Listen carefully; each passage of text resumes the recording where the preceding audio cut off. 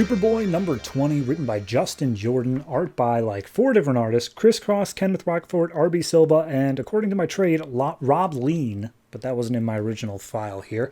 So, last issue we got like all of this backstory on Harvest instead of Superboy, and sure, whatever. So this issue picks up sometime in the future, short distance future. Superboy and Crypto are both in a black room, and some guy shows up saying, "Hey, I've taken your powers, stop fighting." And then Superboy passes out along with Crypto. And then we go back to quote unquote now, when Superboy is on the phone with Bunker saying, "Hey, I know I returned all the money, but I still feel bad, so I'm going to turn myself into the police." And as he's about to do that, Dr. Psycho comes up from behind and says, "Hey, I want to help you." And he's like, "Nah, I'm just going to go turn myself. That has nothing to do with anybody else. I'm just going to go do that. So bye."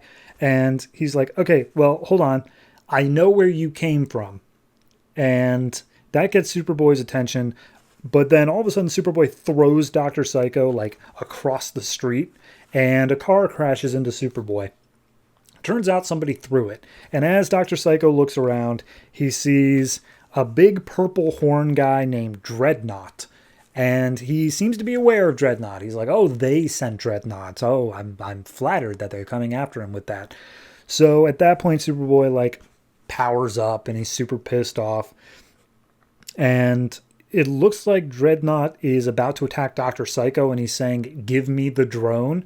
And Superboy rushes in and starts beating up Dreadnought as best he can. And when I say as best he can, I mean he gets smacked down pretty hard. And he goes flying a little bit. Dr. Psycho's like, "Hey, here's the thing. I might be able to help, but I need you to distract the big purple guy." And he's like, "I was already doing that. So do whatever you're doing, little tiny man."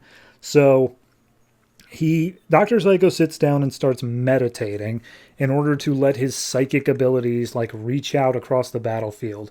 He follows this psychic trail from Dreadnought to a little green alien looking dude on a nearby rooftop named Siphon. And he goes back into his body and is like, "Okay, Siphon is using Superboy's energy, like his Psi TK energy, to power up Dreadnought so that he's even stronger, and then they're just going to keep doing that until they beat Superboy." And that's the plan. And Dr. Psycho relays all of this to Superboy. It seems like half of it's via vocals, but the other half is like actual words. Actual words in his head, like telepathically. At one point, he then says, like, "Okay, here's the thing. These guys work for Hive, and their whole thing is psionic energy. So that's our new villain, Hive." And Superboy's like, "Okay, whatever. As long as I can beat them, cool." And we see Dr. Psycho climbs up the rooftop. He throws a brick at Siphon's head, which is enough to distract Siphon enough that Dreadnought becomes weak enough that Superboy's able to do something about it. And Siphon starts attacking Dr. Psycho instead. So the fight continues on. We see Dreadnought still getting the upper hand on Superboy, just barely, as Psycho is beating the crap out of Siphon.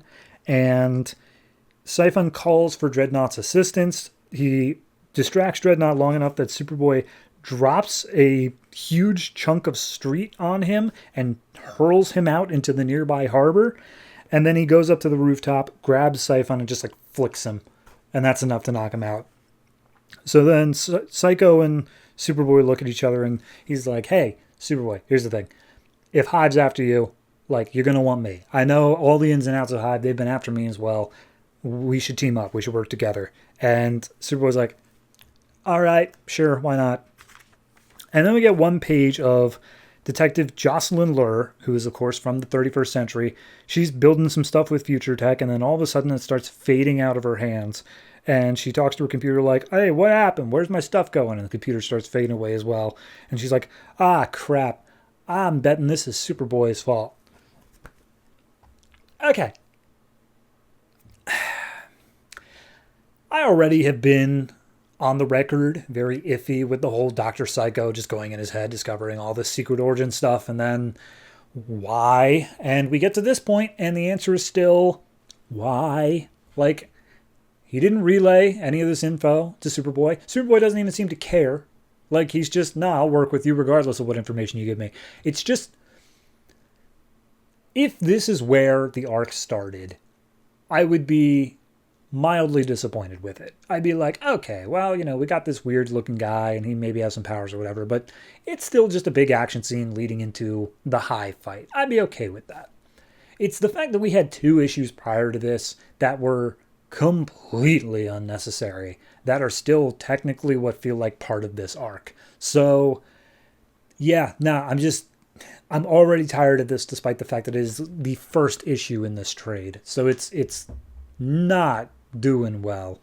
And art-wise, the art shifts were horrible. The fact that Kenneth Rocafort is in there, who has a very, very iconic way of working with his panels, and you just throw him in with normal boxy-ass panel people, not even like one at the start, one at the end, like he is on either side, got boxy panels, and then Kenneth Rocafort's in the middle. It's just a mess. The whole thing is just a mess. I got to give this one low marks. So I'm going to give it like a 2. I didn't find anything in this really that enjoyable. The only reason that I'm willing to give it as high of a 2 is that at the very least, it is the start of an arc. It has potential to get better, but like not much. I mean, I guess anything it does better is going to be better, but I don't trust it, is what I'm saying. So yeah, 2.